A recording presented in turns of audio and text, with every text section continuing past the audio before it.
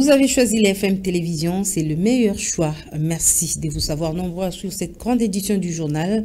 Débutons par cette triste nouvelle. Némouandan Semi est décédé ce mercredi 18 octobre au centre hospitalier Nganda à Kinshasa. De son vrai nom, Zakari Badiengila, le chef spirituel du mouvement politico-religieux Bundu Diamayala, a été admis dans un état très critique.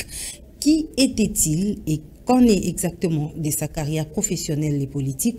Je vous propose ce portrait peint par Igor Sombo. Décédé à Kinshasa ce mercredi 18 octobre 2023, les leaders de Bundu Diamayala, de son vrai nom Zakari Badiengila, communément appelé Némouandan Semi, qui signifie en Kikongo l'esprit créateur. Cet ancien député national est né en 1946 au village de Ntsuku Malombo, dans le secteur de Mongoluala, territoire de Luozi, dans la province du Congo central. Son père, Nsemi Thomas, et sa mère, Mpolongimbi, sont tous originaires du Congo central. Némouandan Semi est sixième d'une famille de 7 enfants. À l'âge de 12 ans, il est emmené à Léopoldville par M. Bakana Pierre, un proche de la famille. Élève à l'Athénée de Nguringiri, inscrit en maths physique après son baccalauréat, il est inscrit à l'université de Lovanium, actuelle université de Kinshasa, dans la faculté des sciences département de la chimie. À la sortie de l'université, il deviendra professeur de chimie, physique et de mathématiques aux humanités scientifiques. Il dirigea dans les années 70 depuis l'Europe clandestinement un mouvement en faveur d'Albert Ndélé après la mort de Joseph Kasavubu, où il signa de correspondances sous le nom de Monimambo. En 1986, il va fonder Bundu Diankongo sous le nom de Némouandan Semi, une organisation mystique, et devient Longian Congo, grand maître de la sagesse Congo, où il prône la révalorisation de la culture Congo en général. Il a été tour à tour chef des laboratoires de chimie à l'office de route, agent à l'Institut de médecine tropicale où il fut nommé chef des sections bactériologiques à l'hôpital de Mamaemo, aujourd'hui hôpital général de référence de Kinshasa. En 2006, il est élu député national sous le label de Bundu Diamayala, son parti politique, pour le compte de Luozi en 2 jours de campagne, car interdit d'y séjourner. Il sera réélu en 2011, cette fois-ci dans la ville-province de Kinshasa, circonscription de la Funa. Zakari Badiengila, dit Némouandan Semi, est père de 10 enfants. Licencié en chimie, il est auteur de plus de 113 livres en français et 120 en Kikongo, dont les Mankongo, un livre sacré de la religion Bukongo de près de 1000 pages. Il a également publié plus de 3300 bulletins appelés Nkongo Dieto. Le gourou du mouvement politico-religieux arrêté vendredi 24 avril 2020 a été transféré samedi 26 avril de la même année dans un centre psychiatrique de Kinshasa en République démocratique du Congo afin de déterminer s'il a toutes ses capacités mentales. Il a été poursuivi pour rébellion, atteinte à la sûreté de l'État et d'incitation à la haine tribale. Némouandan Semi s'est éteint mercredi 18 octobre 2023 au centre médical Nganda à Kinshasa après 4 mois d'hospitalisation.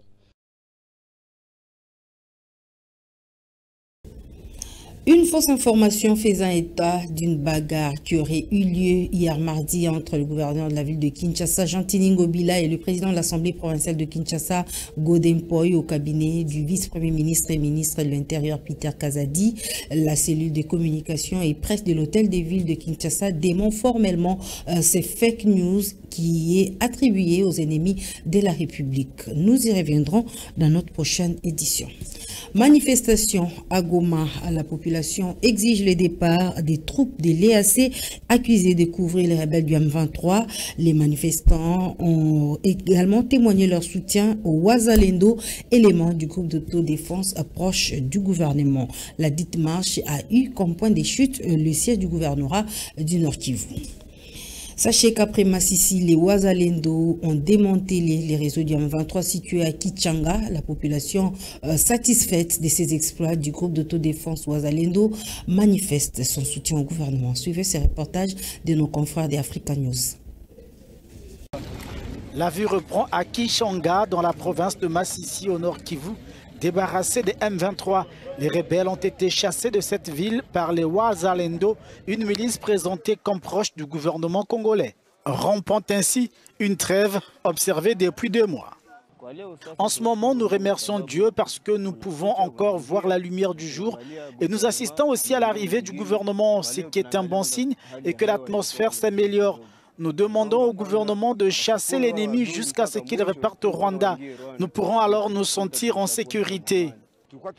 Nous vivions très bien avec toutes les communautés ethniques, mais cette guerre du pays voisin a créé des discriminations en notre sein et nous a divisés. Miliciens et soldats gouvernementaux patrouillaient dans la ville reprise à l'ennemi. Ceux qui ont participé aux affrontements disent s'être engagés pour la libération du pays.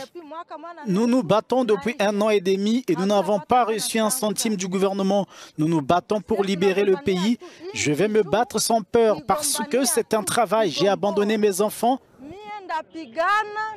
J'ai aussi abandonné une grande famille pour me battre et je vais défendre mon pays jusqu'au bout.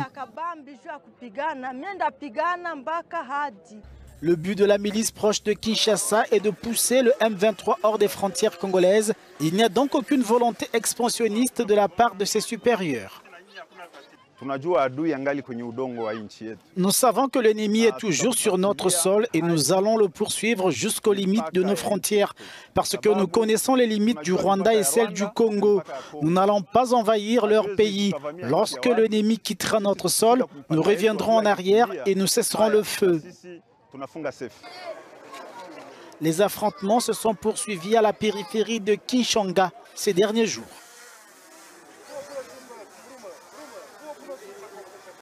Une délégation de la SADC séjourne à Kinshasa. Elle a pour mission d'évaluer le processus électoral en RDC. Hier mardi, la dite délégation a été reçue par le président du Sénat, Modeste Bahati Lukwebo. Images et commentaires.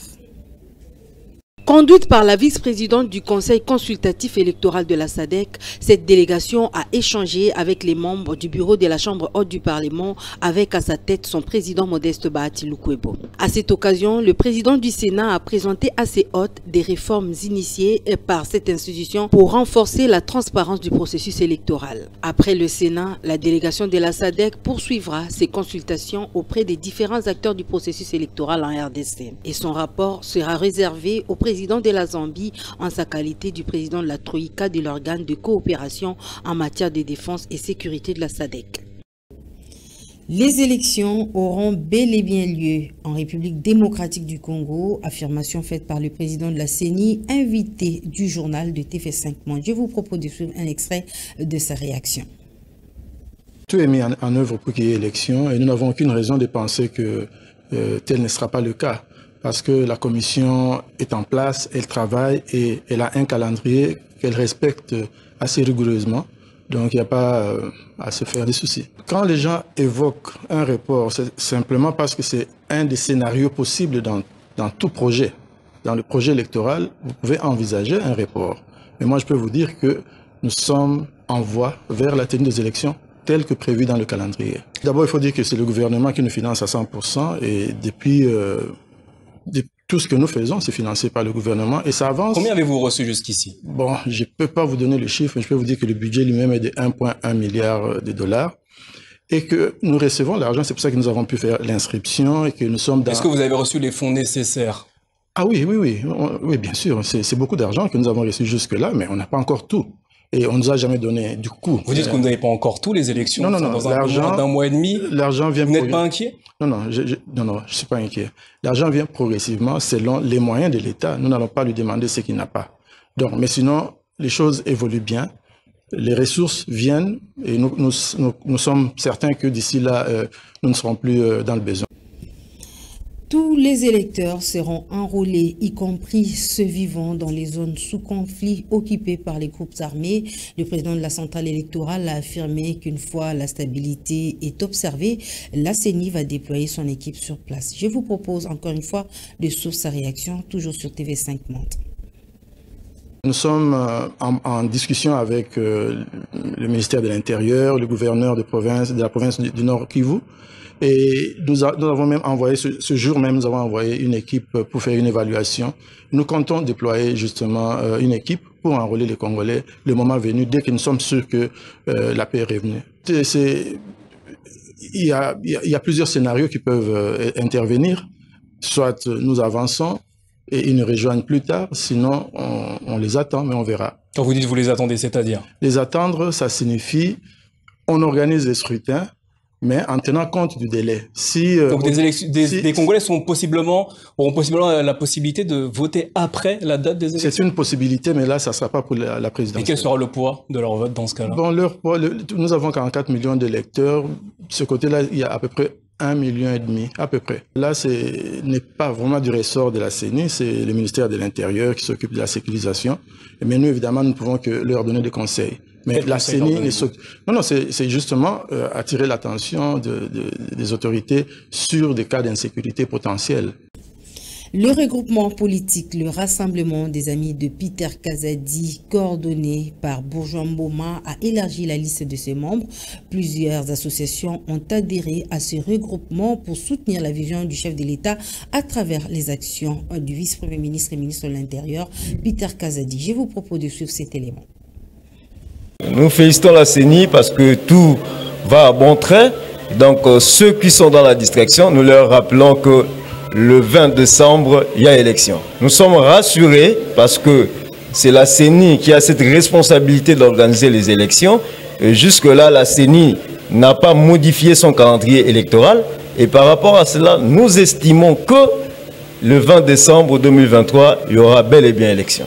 La mission de notre structure est de récolter les doléances des différentes couches sociales de la population, faire des propositions auprès des autorités compétentes, afin que la population retrouve les solutions par rapport à ces problèmes. Parce que certains estiment que le président de la République ne fait rien. Or, le président de la République ne peut pas tout faire seul.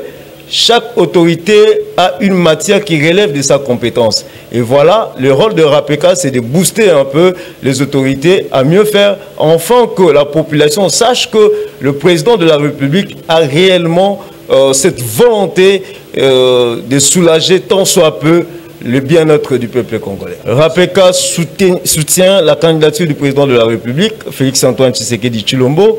RAPECA soutient la candidature du vice-premier ministre, ministre de l'Intérieur, Sécurité et Affaires coutumières, Maître Peter Kazadi, à la députation nationale ainsi qu'à la députation provinciale dans la circonscription de Lemba.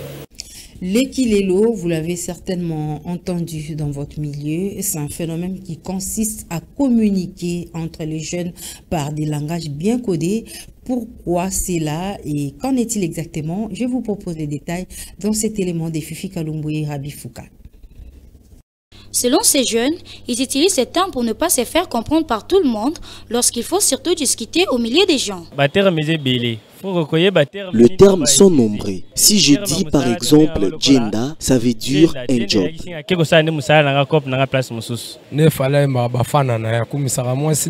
Comme Fali chante et appelle sa femme Bafana, moi aussi j'appelle ma femme légitime Bafana. En dehors d'elle, j'appelle les autres deuxième bande, Biloko ya Libanda, Bornanga, Kamananga, Fnanga, Chulama et autres.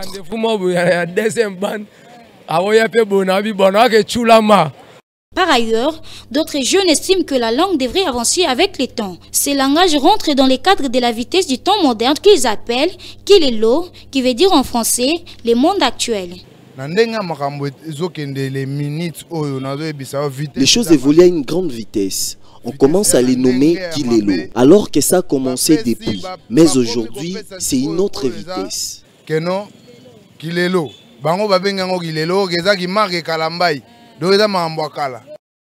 Dans l'histoire de l'humanité, la langue a toujours évolué avec le temps. Mais en RDC, les choses semblent aller à une vitesse de croisière.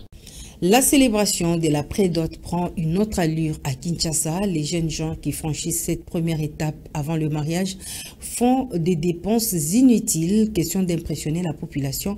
Je vous propose de suivre les détails dans cet élément. C'est devenu monnaie courante actuellement auprès de jeunes, l'idée d'aller s'installer et c'est considéré comme marié juste après la première démarche du mariage qui est la prédot. Selon les sociologues Pérave, c'est l'irresponsabilité des parents qui est à la base de ces fléaux. Bon, la fille constate que dans la maison, les parents ne sont pas à mesure de le prendre complètement en charge.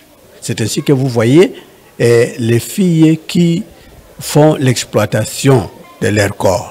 Elles vont se donner à des gens qui trouvent que bon, cette personne-là peut m'aider, elle a des moyens et elle va. Ces pratiquants des principes de la science dans les domaines de la sociologie renchérit que les deux partenaires sont exposés à plusieurs répercussions dans les foyers, notamment s'agissant de la considération de l'un envers l'autre. Quand les filles, les jeunes garçons et la fille, se sont eux-mêmes jugés capables de vivre et cohabiter comme ça sans vouloir aller vers les parents pour respecter les droits des parents, il y a toujours des problèmes. Pourquoi? Parce que quand tout est préparé, la fille sait maintenant comment elle va vivre chez l'autre. Et les garçons savent aussi comment les deux vont vivre ensemble.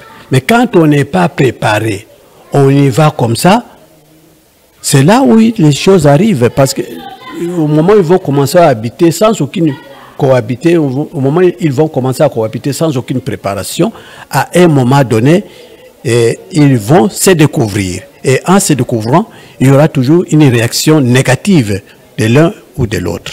C'est à ce moment-là qu'il y a la séparation.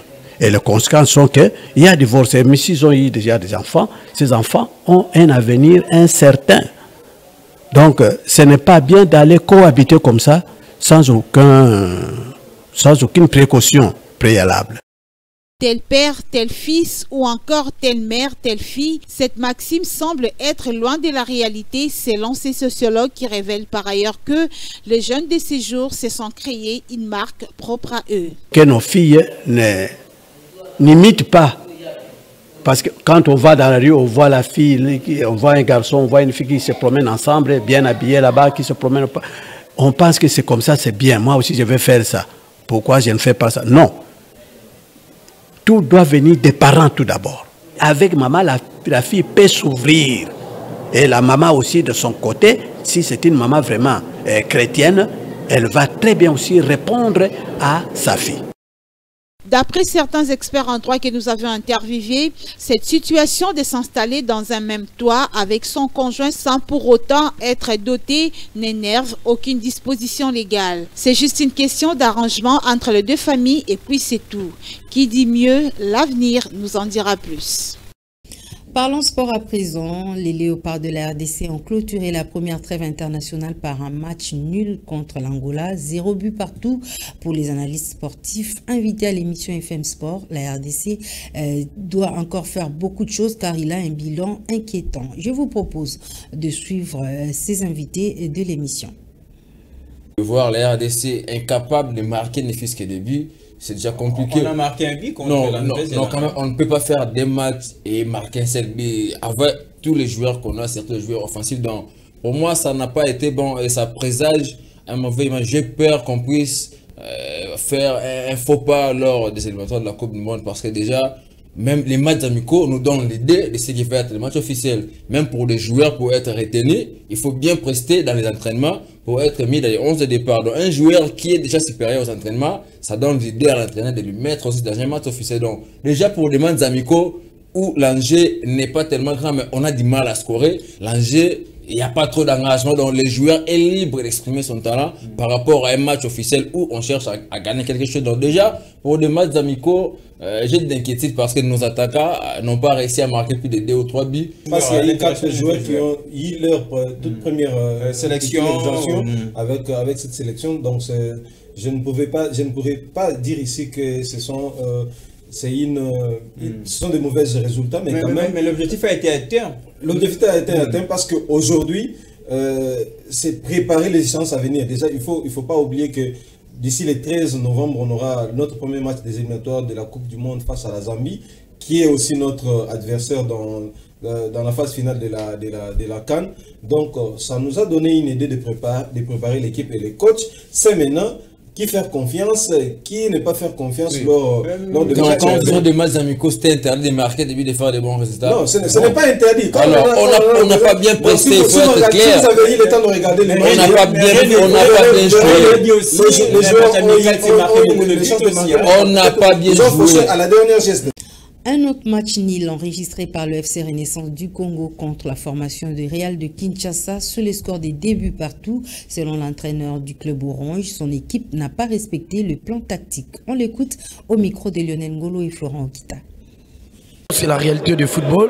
Le football a des réalités et on n'était pas s'attendu à ça. Et les conseils qu'on avait donnés pour jouer en deuxième période, et les joueurs n'ont pas encore saisi cette opportunité-là. Et c'est pour cela que vous avez vu qu'en deuxième période, on a joué beaucoup plus sur le plan défensif, pas comme qu'on avait joué à la première période.